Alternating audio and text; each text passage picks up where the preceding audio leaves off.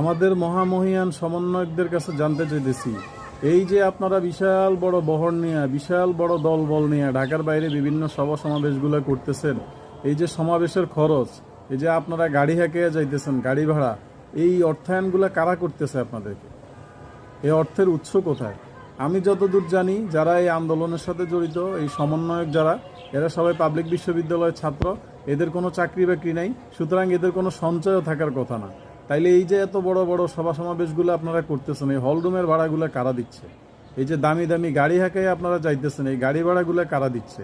এতগুলা লোকজন যে এখানে অবস্থান করতেছেন, এই খরচগুলো কারা দিতেছে? সুতরাং আমার কাছে ক্লিয়ারলি মনে হচ্ছে যে বৈষম্য বিরোধী আন্দোলনের নামে এরা নিজেরাই বৈষম্য সৃষ্টি করতেছে। এইখানে যে সাধারণ ছাত্রদের আন্দোলন ছিল সেটা কিন্তু এখন আর সেই জায়গায় সীমাবদ্ধ নাই। এটা এখন একটা ধান্দাবাজিতে রূপান্তরিত হয়ে গেছে। এরা এই অর্থায়নগুলো কোথায় পেইতেছে? তার চাইতে